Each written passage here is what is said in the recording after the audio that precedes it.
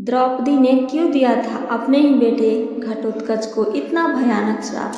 आइए जानते हैं इसके बारे में। क्या आपने कभी सोचा है कि जो सबसे ज़्यादा आपका ख्याल रखता है, अगर उसी के अपने को श्राप दे दे तो दिल पर क्या बीतेगी? भीम, जो हर मोड़ पर द्रौपदी के साथ खड़े रहे, उन्हीं के बेटे घटोत्कच एक दिन द्रौपदी ने ऐसा श्राप दे दिया जिससे भीम का कलेजा तक हिल गया। एक श्राप जिसने न सिर्फ एक वीर योद्धा की जिंदगी छीन ली, बल्कि एक माँ को भी अंदर से तोड़ डाला। आखिर क्यों दिया गया ये श्राप, और क्या सच में द्रौपदी को इसका पछतावा हुआ? चलिए जानते हैं महाभारत के इस भावनात्मक प्रसंग को, जो बहुत कम लोग ही जानते हैं। क्या आपको मालूम है कि पग पग पर द्रौपदी का सबसे ज़्यादा ख्याल भीम रखते थे? जब भी द्रौपदी आहत होती थी, कष्ट में होती थी, तो उन्हें सबसे पहला साथ भीम का ही मिलता था। लेकिन उन्हीं के बेटे घटोत्कच में द्रौपदी ने ऐसा उन्हें श्राप दे डाला जिससे भीम के दुख की कोई सीमा नहीं रही। घटोत्कच की माँ इससे सबसे ज़्यादा विचलित हुई, क्योंकि अपने ही परिवार को कोई किसी को ऐसा श्राप देने के बारे में कैसे सोच सकता है। द्रौपदी ने भीम और हिडिंबा के अकेले बेटे घटोत्कच को जल्दी मरने का श्राप दे दिया। श्राप में उन्होंने कहा, घटोत्कच की मृत्यु न केवल जल्दी हो जाएगी, बल्कि बिना लड़े ही हो जाएगी। किसी वीर के लिए इससे बड़ा भी श्राप क्या होगा? अगर उससे ये कहा जाए कि वह युद्ध में बगैर लड़े ही मर जाएगा। हालांकि बाद में घटोत्कच की मृत्यु हो गई तो द्रौपदी बहुत दुखी हुई, खुद को कोसा भी। द्रौपदी ने चंबल नदी और कुत्तों को भी दिया था श्राप। द्रौपदी ने इसके अलावा चंबल नदी और कुत्तों को भी श्राप दिया, लेकिन ये वाला श्राप तो सच में काफ़ी स्तब्ध करने वाला था। दरअसल भीम की पत्नी हिडिंबा और द्रौपदी के बीच संबंध अच्छे नहीं थे। हिडिंबा द्रौपदी को बहुत पसंद नहीं करती थी। हिडिंबा ने क्या कहा था पुत्र से? संदर्भों के अनुसार जब भीम का पुत्र पहली बार पिता से मिलने हस्तिनापुर आया तो माँ हिडिंबा ने उसे द्रौपदी के बारे में बहुत अच्छी राय नहीं दी थी। ये कहा था कि वह द्रौपदी को अनदेखा करे और सम्मान नहीं करे। इससे द्रौपदी गुस्से से भर उठी। लंबे चौड़े घटोत्कच की गलती ये रही कि उसने द्रौपदी को पहले इग्नोर कर दिया, फिर उसे राजसभा में अपमानित भी किया, जिससे द्रौपदी बहुत आहत हुई। उसके गुस्से की कोई सीमा नहीं रही। उसने तरस से घटोत्कच को श्राप दिया कि उसकी आयु कम होगी, वह बिना किसी युद्ध के ही मारा जाएगा।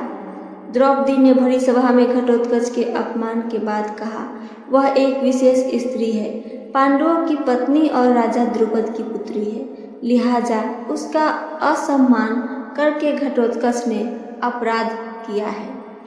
भीम को सकते में आ गए। जब भीम ने ये सुना तो वह स्तब्ध रह गए।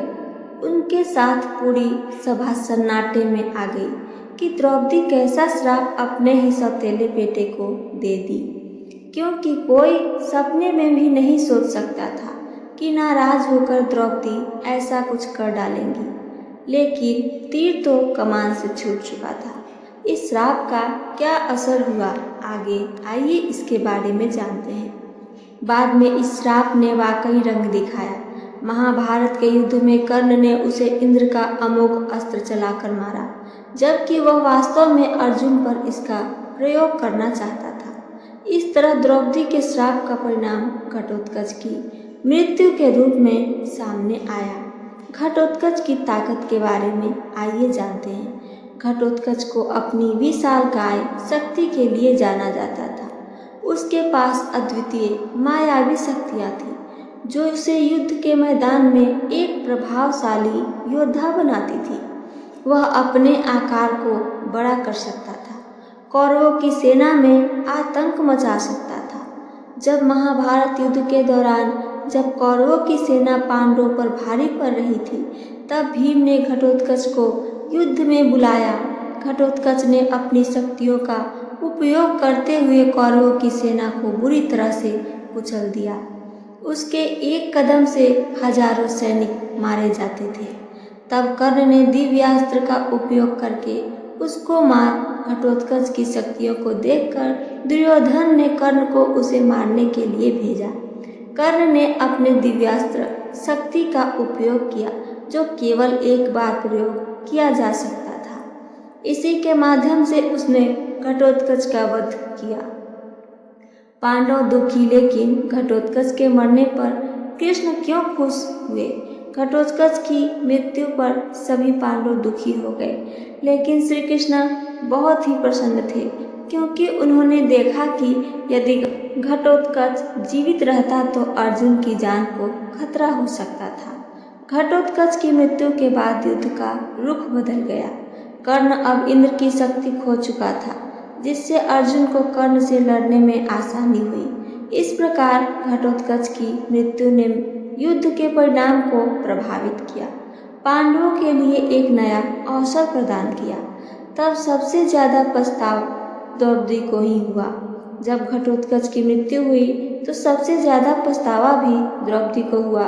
उसे गहरा दुख हुआ कि उसके क्रोध ने एक वीर योद्धा की जान ले ली। कुछ स्रोतों के अनुसार द्रौपदी को अपनी गलती का एहसास भी हुआ। उसने महसूस किया कि उसका गुस्सा कुछ जरूरत से ज्यादा ही था। द्रौपदी में गुस्सा कुछ ज्यादा था। द्रौपदी का स्वाभिमान बहुत ऊंचा था। धर्मशास्त्रों में कहा गया है कि द्रौपदी का स्वभाव स्वाभाविक रूप से गुस्सैल था। उसका गुस्सा अक्सर उसकी प्रतिक्रियाओं में झलकता था, जिससे वह अपने अधिकारों और सम्मान की रक्षा के लिए तत्पर रहती थी। हमेशा द्रौपदी का गुस्सा और स्वाभिमान उसके चरित्र की पहचान थे, लेकिन घटोत्कच को दिया गया श्राप इस बात का उदाहरण है कि कभी कभी गुस्से में लिए गए निर्णय कितनी बड़ी कीमत ले सकते हैं। इस घटना ने न सिर्फ महाभारत के युद्ध की दिशा बदली, बल्कि द्रौपदी के अंतर्मन को भी झकझोर दिया। कभी कभी रिश्तों में छोटी सी चूक बड़ा तूफान ला सकती है। तो आगे सुनिए और क्या हुआ। द्रौपदी का गुस्सा उसका स्वाभिमान था, लेकिन उस दिन वह गुस्सा इतना बढ़ गया कि एक वीर योद्धा का जीवन छीन लिया गया। घटोत्कच ने जो किया वह शायद असम्मान था, लेकिन द्रौपदी का श्राप उससे भी बड़ा अन्याय बन गया था। भीम मौन रह गए, हिडिंबा टूट गई और द्रौपदी पछता गई। इस प्रसंग से ये सीख मिलती है कि रिश्तों में क्षणिक क्रोध अगर वाणी बन जाए तो वो एक ऐसी चोट दे सकती है जो उम्र भर न भरेगा। धैर्य, समझदारी और क्षमा, ये ही वो मूल्य है जो किसी भी रिश्ते को टूटने से बचा सकते हैं।